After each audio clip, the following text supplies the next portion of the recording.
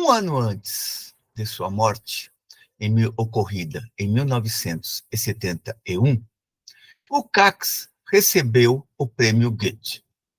Na ocasião, proferiu um discurso apontando para a importância que a obra literária de Goethe teve sobre Marx. A discussão que faremos hoje trata exatamente deste discurso, publicado em 1970, sob o título Goethe e Marx, ou Marx e Goethe. Lukács começa, inicialmente, abordando a obra literária de Goethe para, posteriormente, fazer a ponte com a obra de Marx. Para Lukács, a obra de Goethe teve uma influência decisiva sobre o seu próprio pensamento. E observa ele que, até hoje, a obra de Goethe continua orientando as minhas reflexões.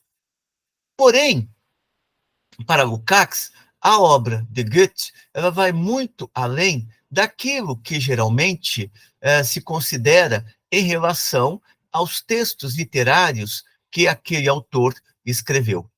Dirá Lukács que Goethe é também parâmetro para a existência humana, tendo sido ele, para Marx, um fator importante da vida intelectual do pensador alemão, portanto, do autor do Capital. Enquanto figura universal, ou seja, enquanto figura que coloca em discussão as grandes questões de importância para a humanidade, Goethe faz parte daquela vanguarda intelectual do povo alemão que conseguiu atingir a autoconsciência em uma Alemanha atrasada em relação às lutas intelectuais que então eram travadas no terreno do iluminismo e da grande Revolução Francesa que se nutriu das teorias do iluminismo. Revolução Francesa esta e iluminismo este que apontavam para uma nova etapa da genericidade humana. Lembremos que a Revolução Francesa se faz sob o signo da defesa da razão, portanto, a necessidade de romper decisivamente com as estruturas de pensamento feudais e com as práticas que estavam enraizadas no modo de produção feudal. É lógico que, como observarão também Marx e Engels, as revoluções burguesas não poderiam realizar aqueles pressupostos que inicialmente as alimentaram. No caso da Revolução Francesa, os ideais de liberdade, igualdade e fraternidade, tendo que restringir esses ideais à própria lógica burguesa, ou seja, liberdade burguesa para comercializar, igualdade entre os proprietários dos meios de produção e fraternidade entre aqueles que detêm o capital. Lukács, a partir daí, nesta conferência ou neste breve discurso, faz uma comparação entre o que foi a Revolução Francesa e o que era a situação alemã. Por outras palavras, a sociedade francesa realizou aquilo que, na Alemanha, apenas se conseguiu pensar em razão do próprio atraso no qual se encontrava a Alemanha. Daí que, enquanto a França preparou ideologicamente e realizou uma autêntica revolução que trouxe à luz a nova problemática da essência genérica, ou seja, as ideias de liberdade, igualdade e fraternidade, tomadas não da perspectiva burguesa, e sim da perspectiva do gênero humano, da efetivação do gênero humano em bases verdadeiramente humanas, enquanto a França preparou ideologicamente e realizou uma autêntica revolução que trouxe à luz a nova problemática da essência genérica, ainda que de forma genérica os princípios da liberdade, igualdade e fraternidade não pudessem ser realizados na prática, outra foi ou era a situação da Alemanha. Submersa em sua própria miséria intelectual e material, uma vez que a Alemanha ainda era essencialmente feudal, quando a França já havia realizado a sua revolução burguesa, o povo alemão não se encontrava em condições de associar-se à prática do iluminismo como força intelectual concretamente mobilizadora, nem poderia mais tarde associar-se à revolução. E por que o povo alemão não poderia mais tarde se associar à revolução? Isso se dava por uma situação concreta. Ou seja, quando a Alemanha chega finalmente a estruturar a sua sociedade burguesa, a luta já não é contra o feudalismo, e sim contra o proletariado, o que faz com que, na Alemanha, se tenha que se refugiar cada vez mais no pensamento conservador e reacionário. Marx e Engels farão uma extensa análise do atraso alemão e da ideologia mais atrasada na Alemanha no seu estudo A Ideologia Alemã.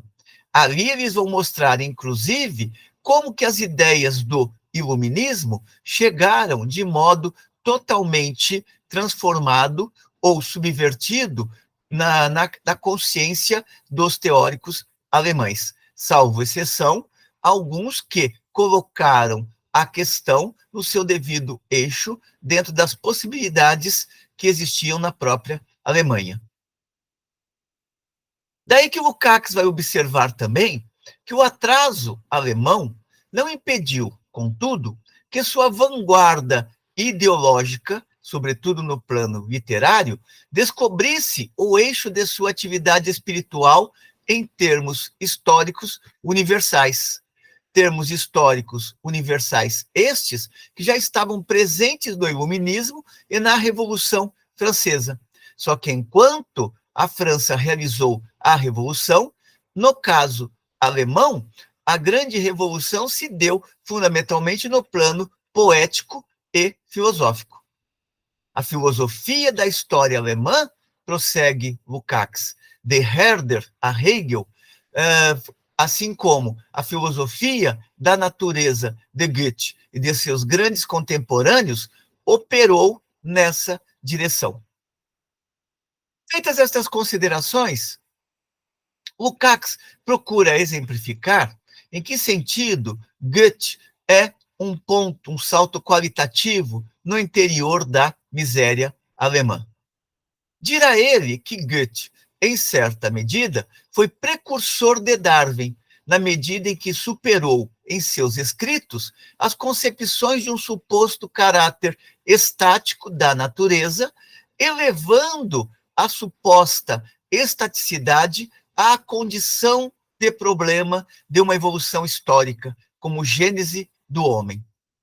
Ao fazer isso, Goethe atacou as velhas teorias sobre uma relação metafísica da ética com recompensa e castigo, no interesse de uma praxis humana terrena, de acordo com a essência genérica. Uma praxis humana que reconhecia em seu conteúdo humano, portanto, genérico, o único critério real do próprio valor. Para Lukács, nos limites da sociedade burguesa, o dilema se coloca sempre entre uma escolha pelo egoísmo imediato, portanto, abstrato, e um altruísmo igualmente abstrato. Outra, no entanto, foi a questão colocada por Goethe. Para ele, somente o homem que, em suas ações, mesmo contra sua própria particularidade, portanto, mesmo contra sua própria individualidade, os valores mais pessoais nos quais o indivíduo possa acreditar, para Goethe, somente o homem que, em suas ações, mesmo contra sua própria particularidade, se compromete a realizar-se como essência genérica, pode se ver movido no mais íntimo de sua subjetividade, sem submeter, assim, a sua própria genericidade. Sem se submeter, assim, à sua própria genericidade. Lembremos, por exemplo, a análise que Lukács faz a respeito dos escritores realistas, mostrando que os escritores realistas tiveram o grande mérito de colocarem questões universais, mesmo que estas se contrapusessem, muitas vezes, às suas próprias crenças pessoais. Esta é a mesma questão, o mesmo horizonte que vai estar presente na literatura de Goethe.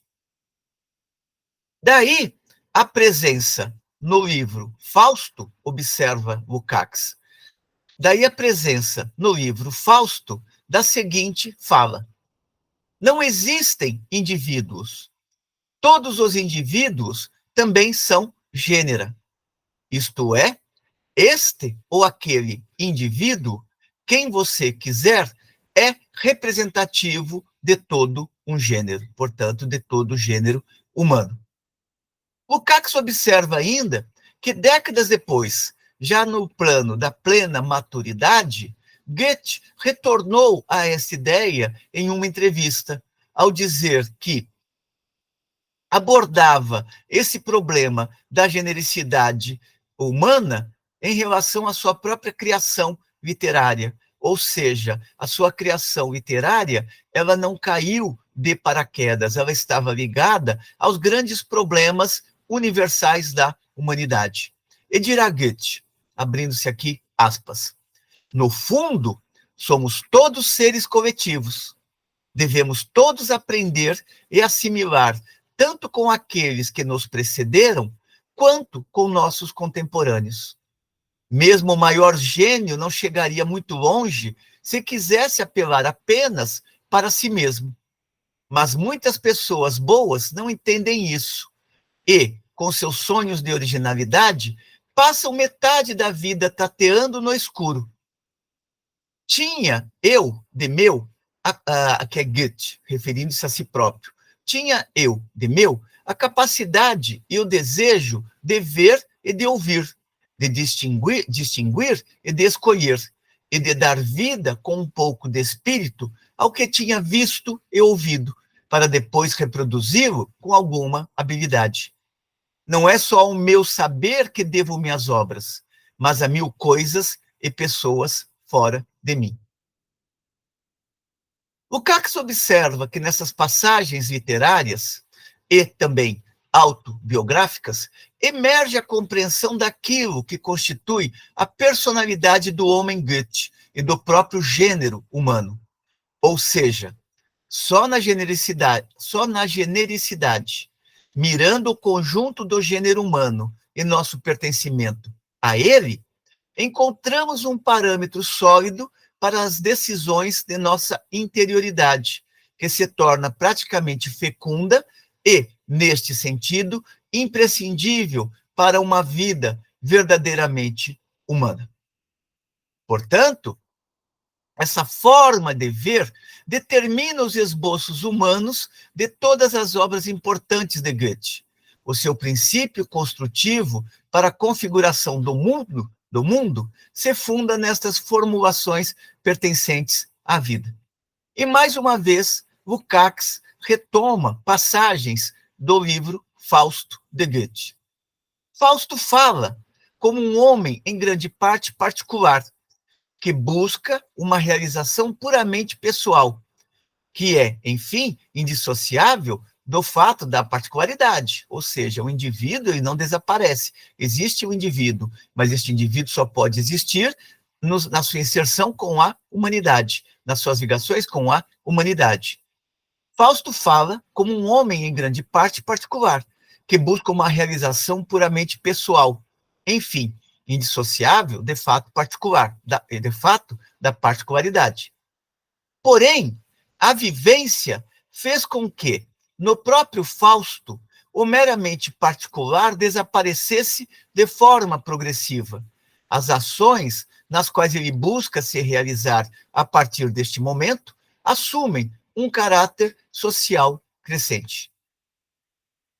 Para Lukács, ao tratar estas questões no plano literário, Goethe acabou se constituindo, de certa maneira, em um precursor inconsciente do marxismo. E, a partir daí, Lukács passa a tratar do pensamento de Marx, mostrando como que Goethe foi um autor extremamente importante para o próprio Marx, de acordo com declarações do próprio Marx. Dirá Lukács, também Marx é um teórico e batalhador por esse reino da liberdade visualizado ou colocado por Goethe. Marx enxerga em toda a nossa evolução precedente, assim como Goethe, somente a pré-história da humanidade, ou seja, a história em bases verdadeiramente humana ainda está por se fazer. Essa pré-história começou com o trabalho, categoria fundante para Lukács, protoforma do ser social.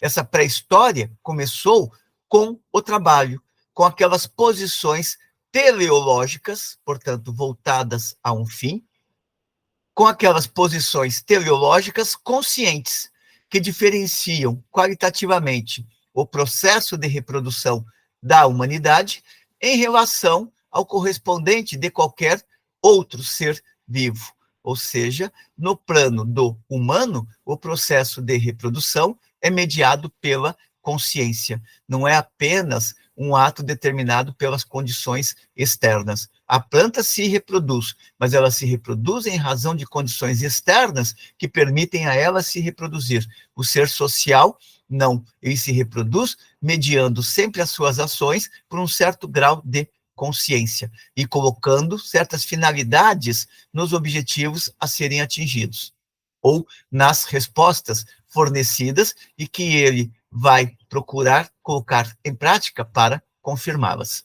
Lembremos sempre que, para Lukács, o homem é o ser que dá respostas. Nesta linha, Marx traça o terreno divisório mais importante, na medida em que contrapõe a genericidade muda de outros seres vivos com a genericidade humana, que não é mais muda. Ou seja, os demais seres vivos se reproduzem por condições meramente externas. No caso do ser social, ele produz transformações conscientes nas condições objetivas e também nas próprias relações sociais que estabelece com outros seres e também na sua própria constituição orgânica, biológica. Nesta linha, Marx traça o campo divisório mais importante, na medida em que contrapõe a genericidade muda dos outros seres vivos com a genericidade humana, que não é mais muda. E aqui, observemos também, Lukács está apontando para algo que vai estar em vários momentos da sua obra, ou seja, o reconhecimento de que existem três formas básicas de ser: o ser inorgânico, o ser orgânico e o ser social. Prossegue Lukács observando que a adaptação ativa ao ambiente, o que só é possível no plano do humano, a adaptação ativa ao ambiente no processo de reprodução da humanidade funda-se, então, em contraposição com a adaptação passiva dos outros seres vivos, portanto, a adaptação muda. Já na pré-história da humanidade, no período em que se desencadeiam formas de alienação do homem em relação a si mesmo. Portanto, desde a origem do ser social, a adaptação dele já não é uma adaptação idêntica àquela que existe em outros seres vivos. Ou seja, desde o início, a adaptação muda, ela já caminha no sentido de ser uma adaptação não mais muda, não mais passiva. Retomemos esta passagem de Lukács, dada a sua importância. A adaptação ativa ao ambiente, no processo de reprodução da humanidade, funda-se, então, em contraposição com a adaptação passiva dos outros seres vivos, já na pré-história da humanidade, no período em que se desencadeiam formas de alienação do homem em relação a si mesmo, ou seja, formas de despossessão do homem em relação a si mesmo, decorrentes do seu próprio processo de objetivação no mundo. Na teoria marxiana da história, prossegue Lukács, a autorreprodução material e, portanto, econômica, constitui a determinação do ser praticamente fundante. A transição da pré-história à história autêntica só pode ocorrer quando esse processo de reprodução econômica se converte em mera base de uma genericidade mais elevada, que se eleva acima daquele reino da necessidade como o reino da liberdade, com o qual essa antiga base também demonstra, além disso, a sua necessidade unicamente como base. Por outras palavras, é impossível livrar-se totalmente da dimensão econômica, portanto, da base material, aquela que permite ao ser produzir e reproduzir a sua existência. No entanto, isto não quer dizer que esta base material deva existir apenas sob a forma de continuar garantindo a existência do ser social no patamar mínimo, como se ele fosse um animal, ou seja, come, bebe e dorme, como acentua Marx, por exemplo, nos manuscritos econômicos e filosóficos. Daí Lukács colocar nesta passagem que na teoria marxiana da história, a autorreprodução material e, portanto, econômica, constitui a determinação do ser praticamente fundante.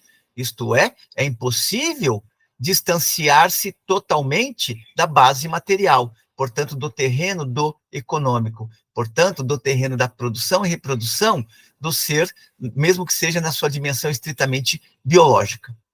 A transição da pré-história, ou seja, daquela situação na qual o indivíduo vive apenas para comer, beber e dormir, a transição da pré-história à história autêntica, aquela na qual está dada a possibilidade da emancipação social dentro de uma sociedade sem classes, só pode ocorrer quando esse processo de reprodução econômica se converte em mera base de uma genericidade mais elevada. Ou seja, a finalidade não é confinar o homem ao trabalho, mas garantir a possibilidade do tempo livre em dimensões cada vez mais amplas. Se converte em mera base de uma genericidade mais elevada, que se eleva acima daquele reino da necessidade, que é a reprodução biológica imediata, como do reino da liberdade, que é a existência para além da reprodução biológica imediata.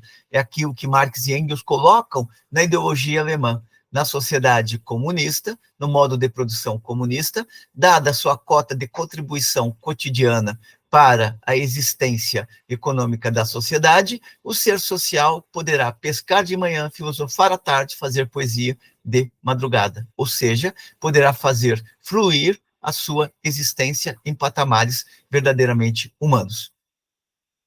Transição do reino da necessidade para o reino da liberdade, com o qual essa antiga base também demonstra, além disso, a sua necessidade, unicamente como base. Ou seja, é impossível superar totalmente o econômico, mas ele pode ser reconvertido em econômico subordinado às necessidades verdadeiramente humanas. E prossegue Lukács, desta vez sempre contemplando a questão do pensamento marxiano. A liberdade é determinada também, para Marx, como evolução das capacidades humanas, que se revela como um fim em si mesmo. E isso significa, para Marx, que a pessoa humana está em condições de se desenvolver até atingir sua verdadeira genericidade, ou seja, que é o terreno da fruição das potencialidades humanas.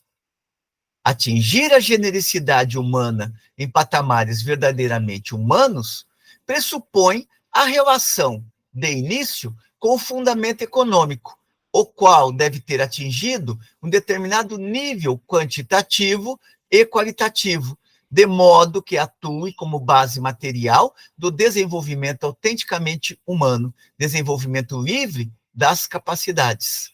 Lembremos que, para Marx, só é possível atingir-se plenamente o comunismo se houver o desenvolvimento das forças produtivas de tal modo que seja possível socializar a riqueza.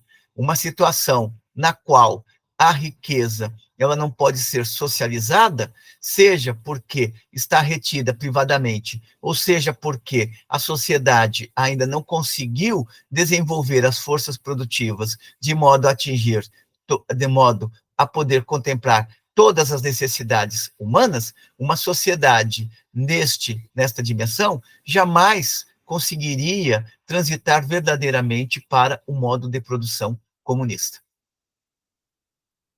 Prossegue Marx, ou prossegue Lukács, retomando Marx. A evolução da economia, portanto, da base material, enquanto forma de reprodução imediata da vida, determina concretamente o caminho precedente. Mas as transformações produzidas pressupõem sempre, como fator subjetivo, a atividade dos próprios homens.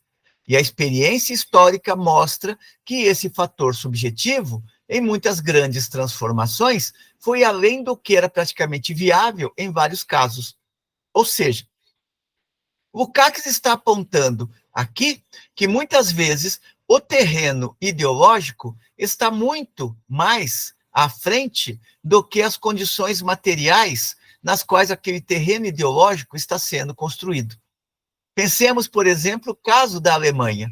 Embora a Alemanha fosse um país extremamente atrasado, ainda preso à feudalidade, ou como diz Marx, às perucas empoadas, isto não impediu que o pensamento filosófico e literário na Alemanha produzisse uma leitura do que a humanidade pode ser. Uma leitura que estava baseada nas próprias condições materiais possíveis, caso elas fossem desenvolvidas no interior da Alemanha. É por esse caminho que Lukács vai tocar na questão da ideologia. Nesse processo, dirá ele, a ideologia ocupa seu papel. No entanto, a ideologia, não como geralmente se afirma na ciência burguesa, onde ela é tratada como uma concepção da realidade mais ou menos falsa. De acordo com Marx, prossegue Lukács, a ideologia é, antes de tudo, a soma daqueles meios intelectuais com a ajuda dos quais os homens tomam consciência dos conflitos sociais em suas vidas e se tornam capazes de confrontar tais conflitos. Por outras palavras, na vida cotidiana, estas formas de consciência podem se adequar à realidade ou se separar dela. Mas, mesmo neste último caso, estas formas podem permanecer em alto grau abstratas. Por outro lado, podem conter constatações que dizem respeito a problemas profundos, autênticos do gênero humano. Podem também tentar responder imediatamente a questões concretas do dia, ou colocar questões da evolução genérica não realizadas no presente, mas significativas. É isso que Lukács encontra, por exemplo, quando olha para a obra de Hegel, Herder, Goethe, entre vários outros. Tais posturas, prossegue Lukács, tais posturas e tomadas de posição permaneceram vivas durante séculos na consciência da humanidade, ou seja, desde os primórdios da humanidade, ou pelo menos a partir de um determinado momento do desenvolvimento sócio-histórico, a questão da igualdade dos homens, da justiça, passou a se colocar como um terreno de disputa e de lutas no interior da humanidade. O cristianismo é uma tomada de consciência sobre a forma espiritual mais abstrata do que seria necessário para o terreno da convivência humana, para ficarmos apenas em um exemplo. Tais posturas e tomadas de posição permaneceram vivas durante séculos na consciência da humanidade, embora fossem valores elevados. À época em que esses valores estavam colocados, era impossível conduzir à realização de uma sociedade comunista, uma vez que as bases materiais existentes naquele período inviabilizariam a consecução de uma tal forma de sociedade. Além disso, prossegue Lukács, A maioria das respostas ideológicas a questões práticas e concretas são, ao mesmo tempo, formas de expressão de instituições sociais mais amplas, o Estado, o partido. Esse interesse atual, o interesse atual nessas questões, deriva do fato de que o reino da liberdade, prossegue Lukács, é um produto da história da atividade humana autônoma, fato que também experimentamos ininterruptamente no que diz respeito ao reino da necessidade.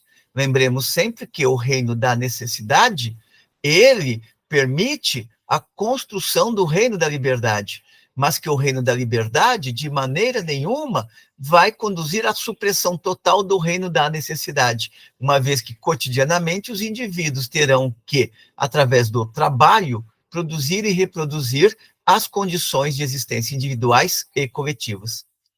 Se essa evolução não pode ser aprofundada e ampliada aos fatores subjetivos do reino da liberdade, este reino se reduz a uma utopia abstrata. Ou seja, se as condições concretas para a realização do reino da liberdade não estão postas dentro da própria realidade, o que se tem é apenas o desejo de que um dia que a humanidade chegue lá, sem que se tenha as condições concretas para trilhar este caminho.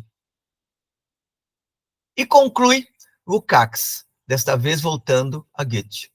Em Goethe, encontro uma dessas ideologias que reconheceram e dotaram de consciência uma determinada etapa da evolução genérica humana em suas determinações essenciais e normais. E com esta passagem, Lukács encerra as suas reflexões, nas quais procura estabelecer um paralelo que liga a importância de Goethe ao pensamento de Marx. Espero que tenham gostado da discussão. Como sempre, encaminhem suas considerações positivas ou negativas, a fim de que possamos cada vez mais continuar melhorando o nosso trabalho e contribuindo no plano reflexivo com as jovens gerações de estudantes e de pesquisadores. Até uma próxima.